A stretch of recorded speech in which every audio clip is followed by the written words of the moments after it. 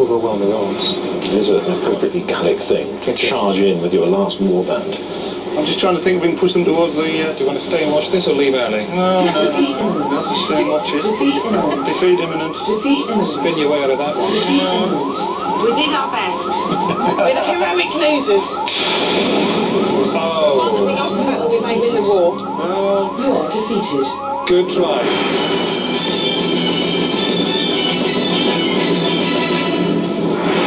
Well done. Wow. In confusion. You seem to me, and we'll hear from our experts shortly, but it seemed to me you had everything laid out here. You seem to have a half-decent plan. Then what happened? We started off really well, I think, because the plan with moving the cavalry up and taking out the 2 points either side seemed to work quite well. And maybe it was the middle that was the vulnerability. In trying to split them, we did leave ourselves light in the centre, and basically they managed to break through on that, and we couldn't withdraw quickly enough to actually continue to draw them on. We had problems in trying to move resources quickly and respond quickly, and communication becomes a problem, and that's even with the advantage of... It's always going to be a gamble. Yeah. You snorting with laughter throughout it, was that a help? You've got to retain a sense of humour at all times. You really seem to enjoy the bloodshed. I know, because I never get involved in that side of things at all. Steve, how do you think it went? Well, what about the generals? Did they command well? I think, yeah, I think generally speaking that the plan was sound in terms of that we knew what we wanted to do. I think in terms of the mechanics of moving people about, I think that's where we weren't quite as tied up as we could be. Let's see what our historians thought of what we did. Here them come laughing Eric at the back. and Adrian, and here they are to look you in the eye and tell you what they thought of your strategy. Gentlemen? The first thing I saw you guys do was sort out your own command structure, and it was coldly, brutally efficient. There was almost no visible conflict. The lieutenants did a lieutenant's job. The man in command was Cliff. One of the generals did not function as a general and provided advice, situational awareness, and helped the general, but was clearly reduced to a subordinate role. Yeah?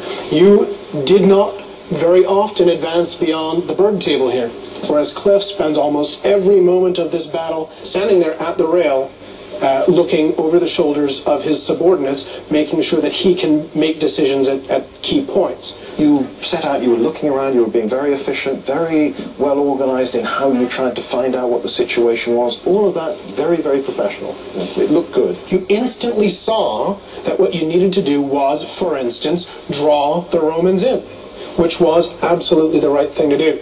Yes, they did steamroller over you, but so it was really well. The right thing to do. You saw that what you wanted to do was strip the Roman cavalry away from the Roman infantry, and you did it. And you lured the Roman cavalry into making a pointless attack against your left. Well done once again. Your concept of operations was well thought out for the initial stages. It was a defeat that went perfectly to plan. Well, because the difficulty was you didn't know the way Hannibal knew, that every single time you go up against these guys, they drive through you like a freight train. And it took Hannibal a few tries to figure out that he had to plan for that. You guys didn't plan for that. They were huge, they were rumbling towards you, they steamrollered over you, and you didn't know what to do. You know, you were talking about, well, let's get round the flanks, that would be a good thing, all that sort of thing, but in the end, there's a hell of a lot of Roman infantry there, and they're going to keep on going and keep on pushing forward. You've got to do something. Somehow you've got to stall it and then stop it. So what happened was, you went up against the biggest army that the Romans had ever put together to date, and they beat you fair and square. But that's okay, because Hannibal couldn't stop it either. Did Hannibal lose him? Well, let's have a look. These guys know what happened. Good question.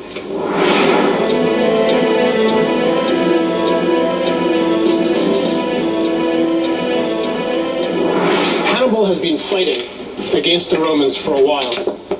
Hannibal knows that those guys, that huge mass coming thundering towards him, is going to go through over and over again. No matter how badly it goes for the Romans, those heavy infantry always come through. So what Hannibal does is he builds a box.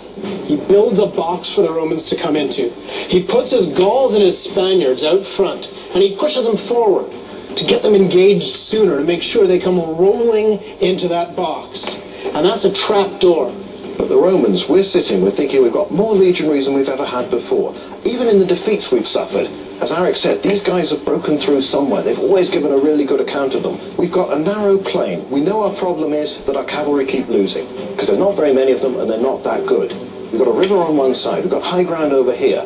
You can't do what you've done in the past and just trot around here whilst you keep the cavalry busy, envelop the whole thing.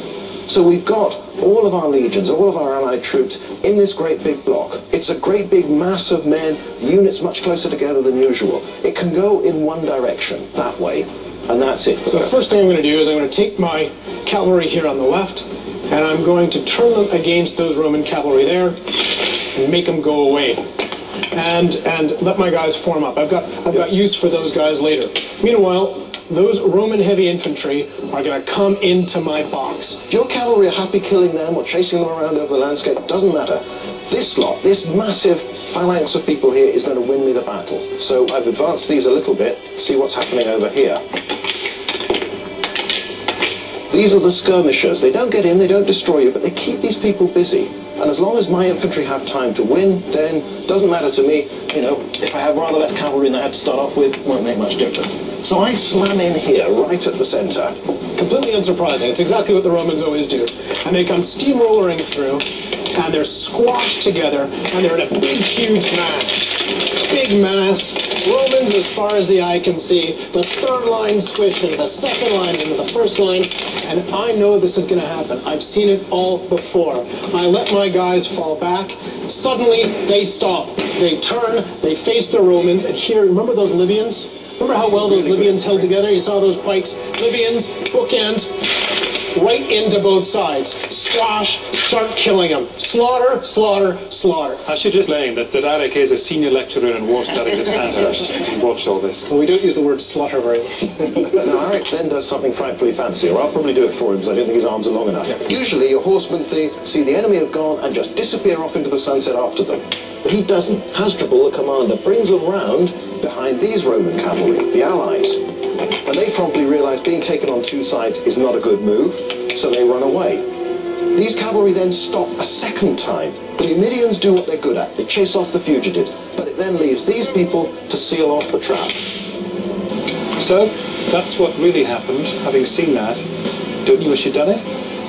Don't we? Though massively outnumbered, Hannibal annihilated the Romans at Cannae, leaving 50,000 dead or dying on the field. He had humiliated the mighty Roman Republic once again, and sealed his reputation as a military genius for all time. His legendary tactics at Cannae have inspired military commanders ever since, even after the First Gulf War. In many respects, you did very well, so congratulations. Unfortunately, throughout the programme, you've been double parked, so thanks very much indeed. Nice to see you. That was very good.